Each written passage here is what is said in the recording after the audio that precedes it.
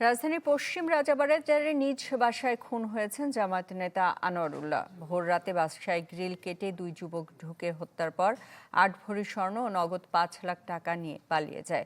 পরিবারের দাবি, এটি পরিকল্পিত হত্যাকাণ্ড। রাত 2:30 সিসিটিভির ফুটেজে দেখা যায়, প্রথমে বারান্দার গ্রিল, পরে রুমের জানালার গ্রিল কেটে চিকিৎসক আনোয়ারুল্লাহর বাসায় প্রবেশ করেন দুজন। 2 ঘন্টা পর বের হতে দেখা যায় তাদের। এই গ্রিলটি কেটেই মূলত তারা দুজন প্রবেশ করে এবং এরপর এই জানালাটিও তারা কেটে ফেলে। তারপর তারা দুজন ভিতরে প্রবেশ করে এবং পরিবার বলছে প্রায় 2 ঘন্টারও বেশি সময় ধরে তারা ভিতরে অবস্থান করে মৃত্যু নিশ্চিত করেই তারা বের হয়। এই ঘটনার পর আশপাশের যে বাসা বাড়িগুলো রয়েছে তারা এখনও আতঙ্কের কথা জানিয়েছেন।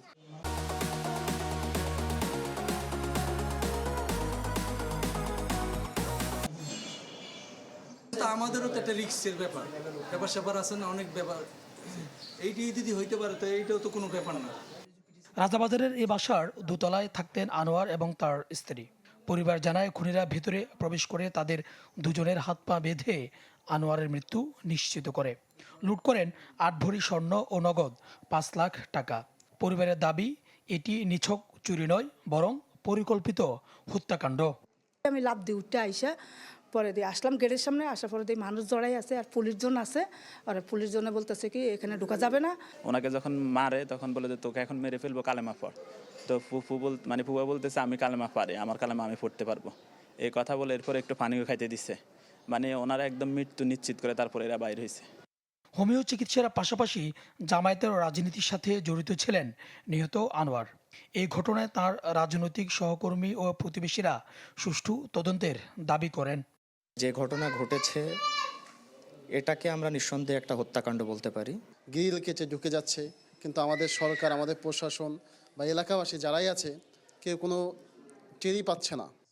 পুলিশ জানায়, চুরি নাকি পরিকল্পিত হত্যাকাণ্ড তা তদন্তে উঠে আসবে। এই ঘটনা এখনো পর্যন্ত কোনো মামলা রুজু হয়নি, মামলা রুজু প্রক্রিয়াধীন রয়েছে। এছাড়া এই ঘটনাস্থলের আশেপাশে সিসিটিভি ফুটেজ আমরা সংগ্রহ করছি এবং ঘটনার সাথে জড়িতদের শনাক্ত করার জন্য চেষ্টা চালিয়ে যাচ্ছি। নিহত আনোয়ার এলাকায় মানবিক ডাক্তার হিসেবে পরিচিত ছিলেন। সুলতান মাহমুদ আরিফ, চ্যানেল 24, ঢাকা। সময় হলো আরও একটা বিরতির, সাথেই থাকুন।